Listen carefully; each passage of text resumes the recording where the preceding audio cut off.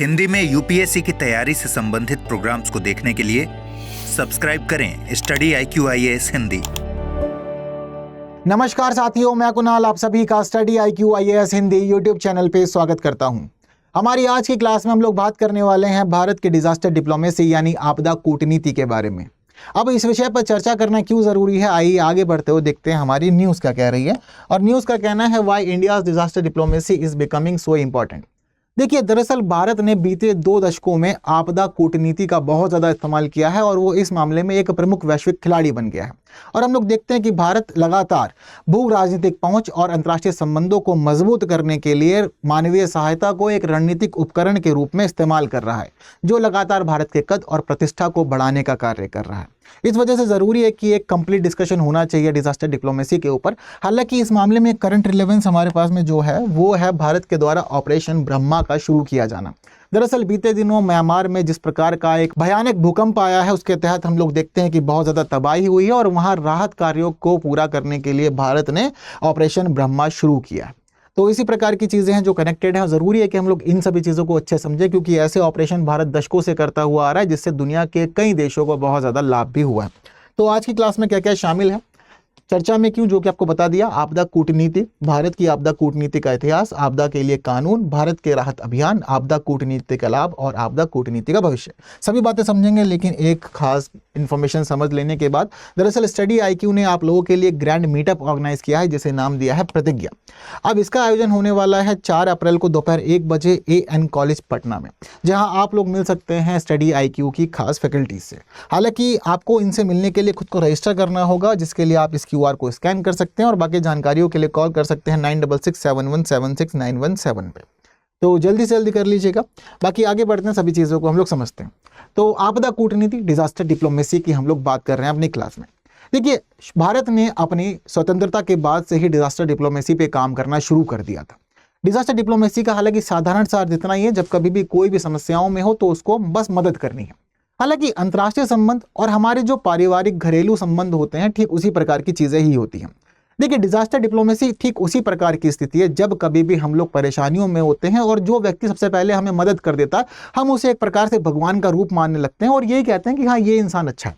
हालांकि इन सभी बातों को लेकर के घर में जनरल डिस्कशन होता ही रहता है कि हाँ, किसने हमारी किस स्थिति में किस प्रकार से मदद की थी, किसने मदद नहीं की थी, ये होता है ना।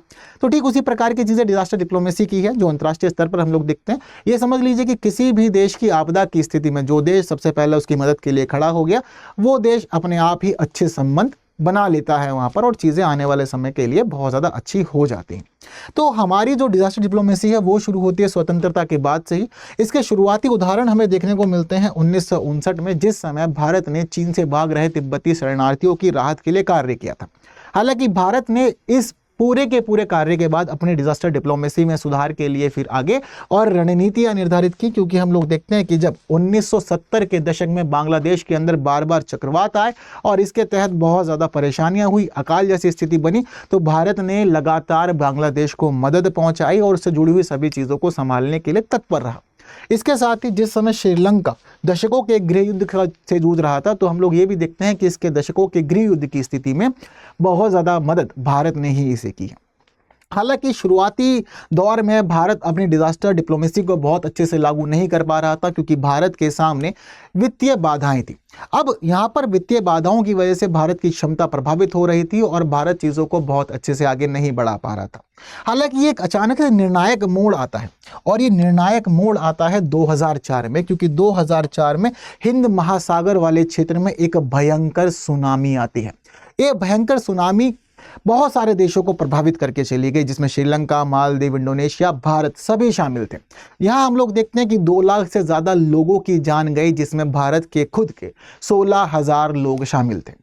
इस स्थिति के सामने आने के बाद में, इस घटना के सामने आने के बाद में भारत ने निर्धारित किया कि वो अपनी डिप्लोमेसी को यानी कि डिजास्टर डिप्लोमेसी को इस कदर मजबूत कर लेगा कि आने वाले समय में ऐसी आपदाएं जब दुनिया के किसी भी कोने में आएगी तो भारत सबसे अधिक त्वरित कार्य करेगा, सबसे पहले रिस्पॉन्स करेगा। अब इसी के बाद हमारी सरकार ने कार्य किया और सरकार ने कार्य करते हुए भारत में एक कानून तैयार किया, जिसे हम लोग कहते हैं राष्ट्रीय आपदा प्रबंधन अधिनियम।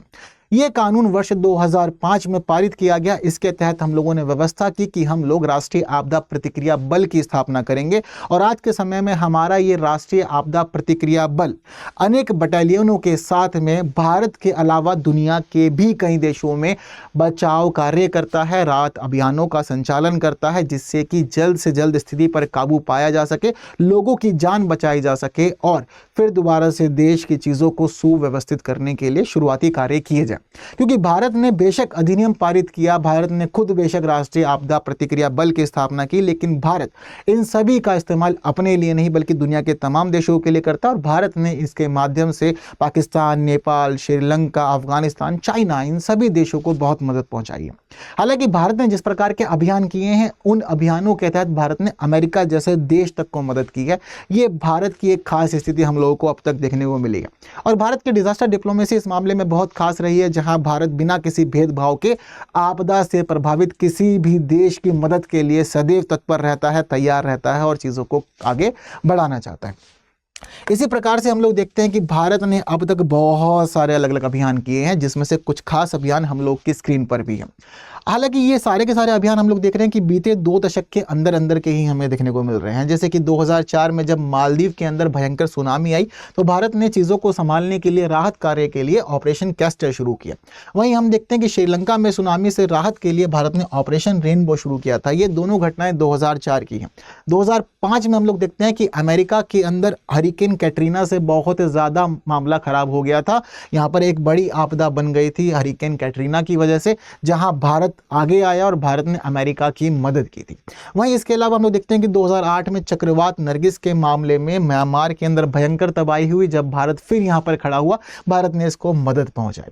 इसके अतिरिक्त हम देखते हैं कि फुकुशिमा परमाणु आपदा के दौरान 2011 में बहुत अधिक बचाव कार्य भारत के द्वारा किए गए। साथ साथ यहाँ पर सुनामी भी आई थी इसी वर्ष में, तो भारत ने यहाँ पर भी मदद पहुंचाई थी। 2015 में जब नेपाल के अंदर भूकंप से बहुत ज़्यादा मामला खराब हुआ, यहाँ के लोग बहुत ज़्यादा प्रभावित हुए और भयंकर तबाही हुई, तो भारत ने ऑपरेशन मैत्री शुरू किया और नेपाल की मदद की। इसके अलावा 2018 में हम लोग देखते हैं कि जब इंडोनेशिया के सेंट्रल सुलावेसी प्रांत में 7.5 तीव्रता का भूकंप आया तो भारत ने ऑपरेशन समुद्र मैत्री शुरू किया और इसके माध्यम से यहाँ राहत के कार्य किए। इसके अलावा हमें यहाँ पर 2023 में चक्रवात मोका के मामले में म्यांमार के अंदर जो भयंकर तबाही हुई थी, वहाँ पर भी भारत ने राहत के कार्य किए और ऑपरेशन करुणा यहाँ पर शुरू किया था। वहीं 2023 में जब दक्षिणी तुर्की और उत्तरी सीरिया में विनाशकारी भूकंप आया तो भारत ने ऑपरेशन दोस्त यहाँ पर शुरू किया था। तो हम लोग समझ रहे हैं कि भारत बिना किसी भेदभाव के सभी देशों की मदद के लिए तत्पर है। भारत नहीं कहता कि आप पाकिस्तान है, भारत नहीं कहता कि आप तुर्की हैं। तुर्की लगातार हम देखते हैं कि अनेक मामलों में पाकिस्तान का साथ देता है, भारत के खिलाफ खड़ा रहता है, लेकिन जब ये परेशान हुआ तो भारत इसकी मदद के लिए भी खड़ा हुआ। हालांकि हम लोग हमेशा से विश्वास करते हैं कि व्यक्ति का हृदय परिवर्तन किया जाना चाहिए। कोई बेशक आज हमारा दुश्मन है, हमारे सामने खड़ा हुआ, हमारी नीतियों का विरोध कर रहा है, लेकिन उसका हृदय परिवर्तन करके हम उसे अपने साथ मिला सकते हैं। गौतम बुद्ध यही तो सिखाते आए ना हमें काफ़ी समय से। तो वही सभी चीज़ें हम लोग देख रहे हैं यहाँ पर कि भारत ने जिस प्रकार दुनिया के तमाम देशों की मदद की है, आज के समय में जब हम देखते हैं और समझते हैं भारतीय अंतर्राष्ट्रीय संबंधों को, तो हमें पता चलता है कि आज भारत की स्थिति कितनी ज़्यादा मजबूत है और अनेक देशों के साथ में मित्रतापूर्ण संबंध कहीं ना कहीं भारत की इस डिजास्टर डिप्लोमेसी से ही हम लोग को मिले भी हैं।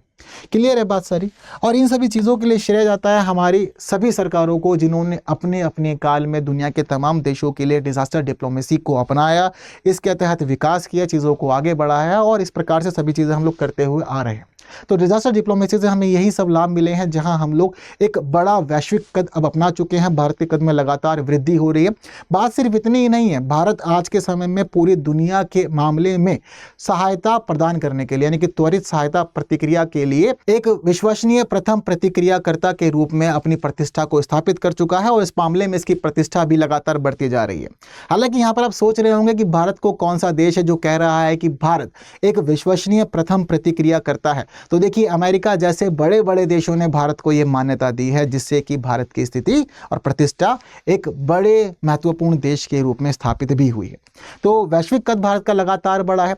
उन देशों की भी भारत ने मदद की है जिन्होंने भारत के विचारों का, नीतियों का समर्थन नहीं किया। तो सारा मामला भेदभावपूर्ण है।